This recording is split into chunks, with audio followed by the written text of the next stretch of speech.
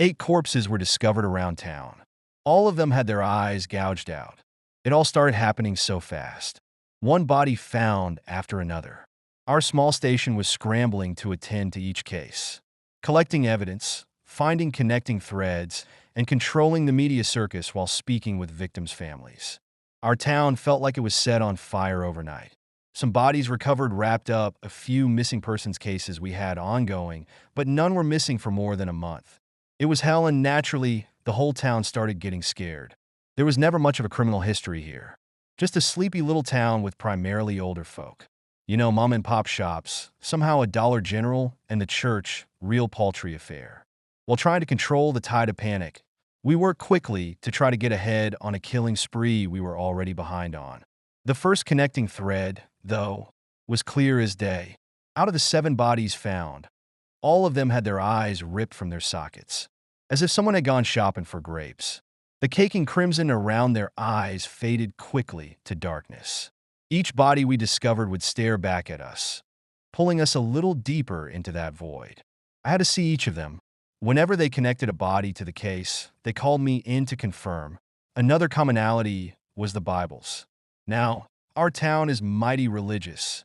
I'll admit that Sunday church is quite a communal event, but not everyone in town shares such beliefs. And that's fine, so long as you're not hurting anybody, believe or don't. In any case, each body would have a Bible lying nearby, though their families would swear they weren't the type to own one.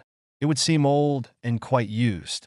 Once white and pristine pages would be browned and aged like they were dug up from the soil. On the front of every Bible, written in fine handwriting, were the words, "Closer to God." Most victims seemed to struggle, but nothing substantial enough for us to get any reliable DNA samples from. Upon performing autopsies, we discovered that all the victims had rohypnol in their bodies. This implies that someone drugged all the victims to make them more manageable, and some victims caught on faster than others. So, some victims would try to fight back, but ultimately fail in their impaired state. They attributed every victim's cause of death to a deep and ghastly wound on their right side. It is thought that the assailant would press a knife into their side and just keep forcing their way in. Interior lacerations suggest that he would sometimes get his whole fist inside and just wriggle the knife around.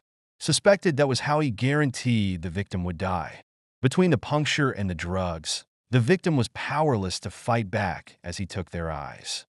It received descriptions of being messy and barbaric. They observed small scratches on the interior of the eye sockets. These minor scratches were more consistent with the markings of fingernails as opposed to a knife, meaning this pervert jammed his fingers into their eyes and plucked the things out. It wasn't clean. He struggled quite a bit, scratching the insides over and over.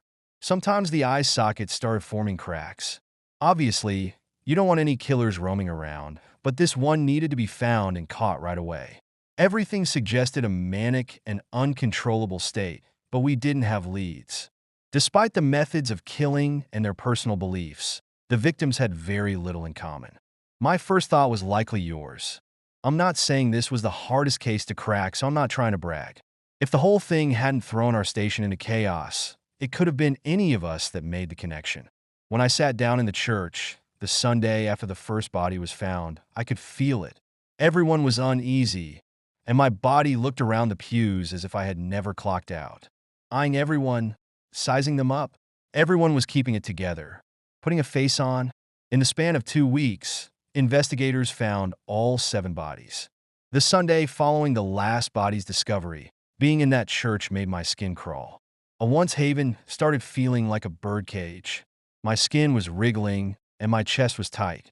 You never really know someone, and in that church, despite spending my whole life with them, all I saw was strangers. But I was looking in the wrong place.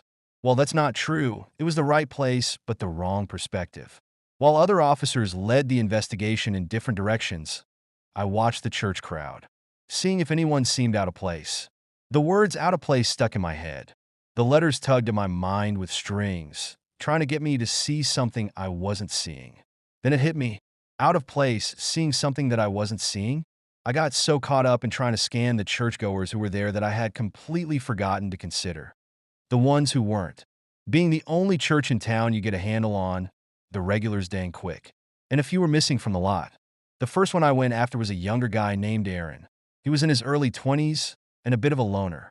The whole town would murmur about his constant struggles with alcohol, how he would drink his life away and go to church on Sunday, begging for God to magically turn things around for him.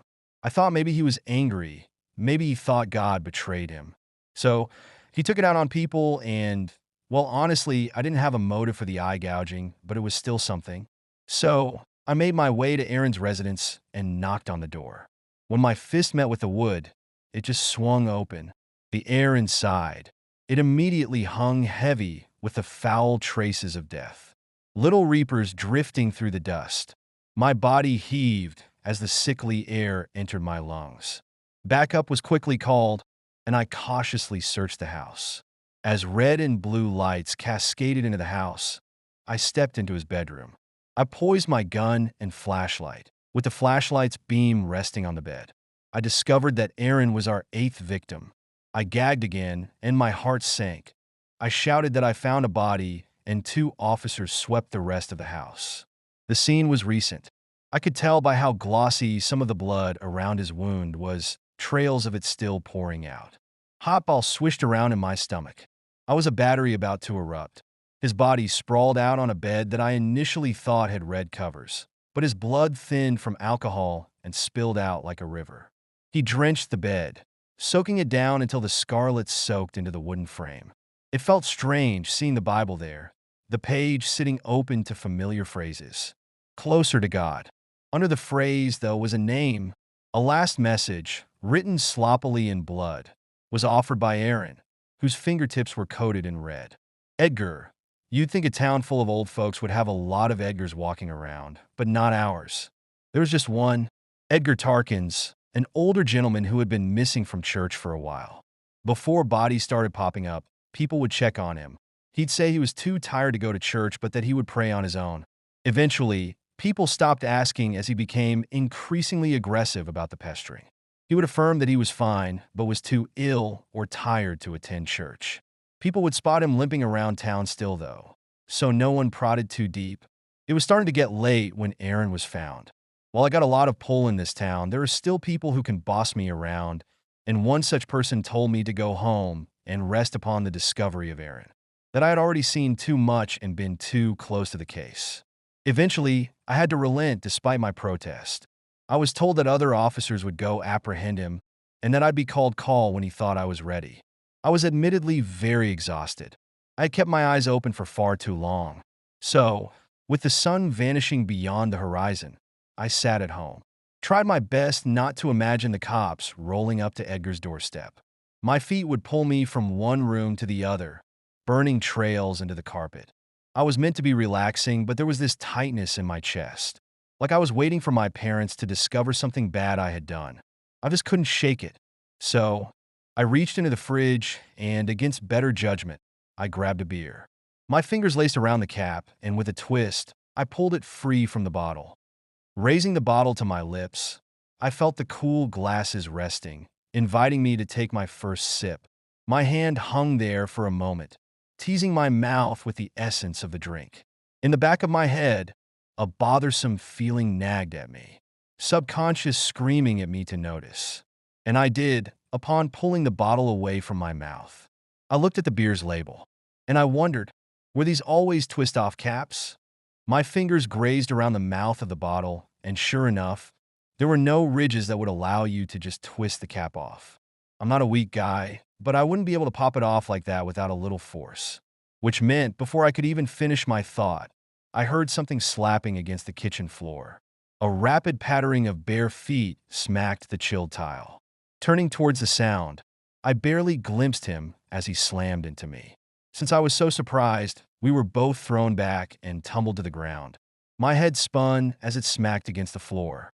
My limbs moved around, trying to get a hold of the man who had tackled me.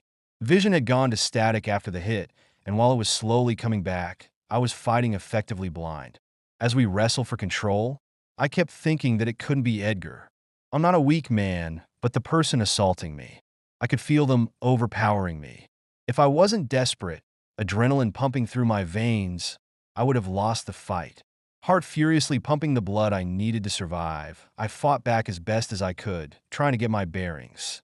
I grabbed his wrist and forearms, trying my best to get a solid grasp. Even in the struggle, I knew it was wrong the way his skin felt. In some areas, his skin felt like aged leather, particularly around the strange bumps I kept encountering. Squishy and bulbous protrusions on his skin, like giant warts ready to pop. "And if thy right eye offends thee," the man on top of me growled. His voice shot out through gritted teeth, like an animal trying to ward me away. My vision was becoming clearer. We were both illuminated by the still-open refrigerator. The soft yellow light reflected off the red blotches all over his body. I'm not sure if my vision was still blurry or if I just couldn't wrap my head around what I was looking at. It was a nightmare, the whole thing. With my senses coming together, I could affirm that it was indeed Edgar attacking me. The old man and his frail frame made me look like a child. "Megger, pluck it out and cast it from thee." He dragged on his words like a cigarette, like the malak fill his lungs. His arms pushed down. I realized he was fighting his way to my face. He was trying to get to my damn eyes. I fought and fought, shouted at him, anything I could. Still, it was strange. Where was the knife? He had gored out his other victims. Why hadn't he stabbed me when he jumped at me? I searched his waist to see if he had the weapon on him. That's when I caught a solid sight of him. My vision no longer altered, and my mind was in fight or flight. I saw what he had done to himself. It was almost enough to make me drop my arms like life had dripped from my body. "For it is profitable for thee." His voice got louder, almost rattling my brain, the words growling like a bear. Drifting my gaze up along his naked torso, everything came into focus in the most horrid of fashions. Sick and festering patches of skin covered his body. His aged flesh had turned purple and putrid with a yellow foam dripping down, mixing with dark reds. These wounds weren't the worst part, though.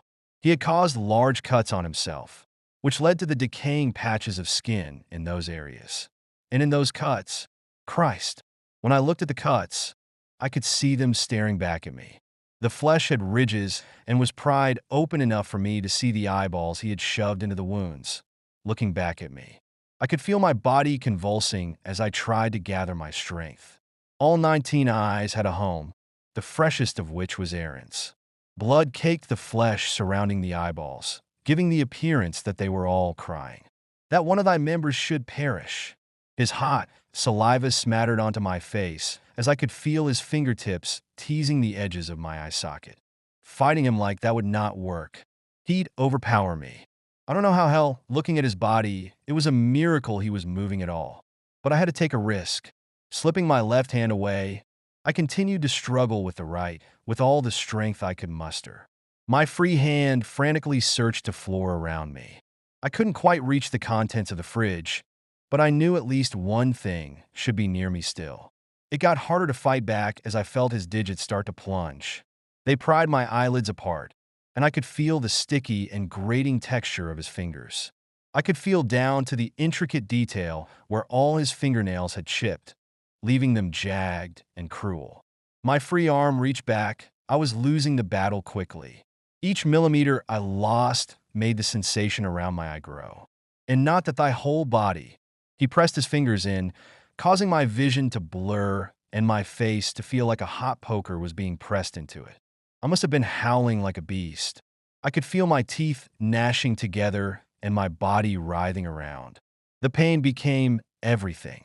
All other senses dulled. I couldn't taste the filth that had dripped into my mouth. I couldn't hear our bodies fighting. Just searing agony. A high-pitch, wire-pulled taut pain. I was begging, not out loud anymore. I wanted anything to save me. The feeling of "this is really how it ends" washed over me. Thoughts going vacant.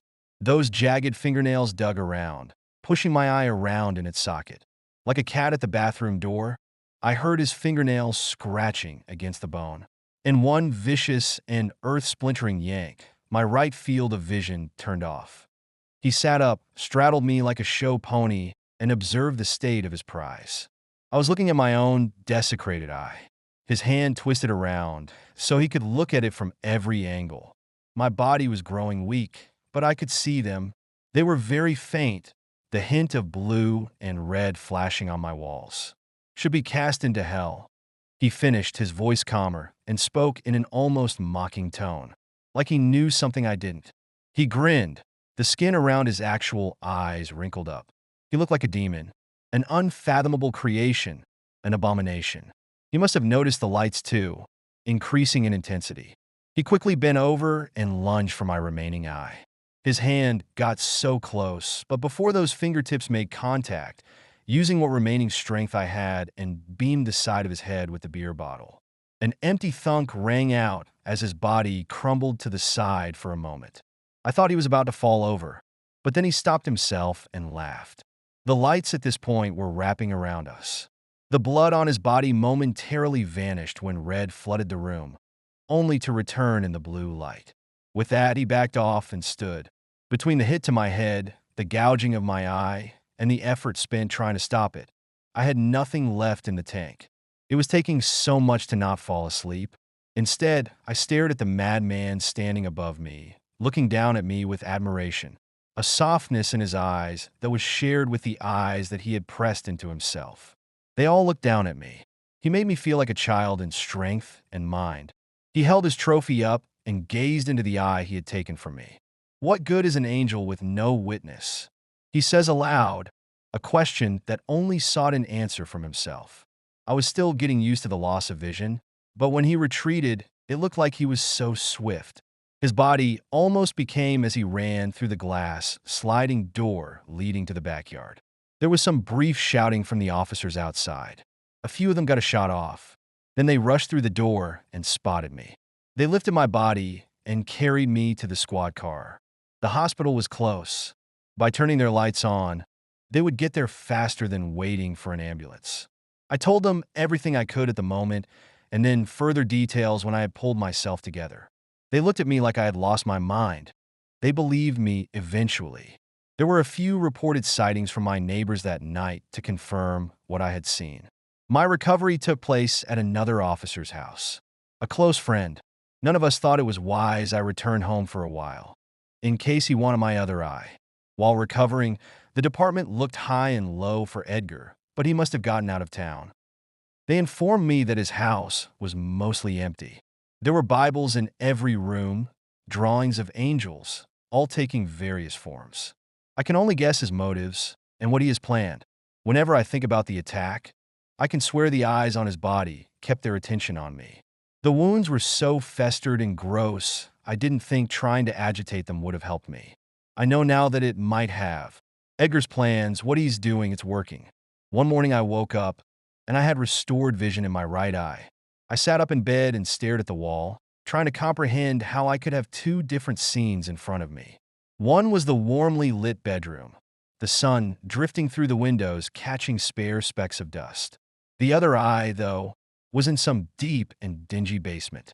It had all the color washed out of it. Pages covered the floor, and mold clung to the walls like peel and stick tile.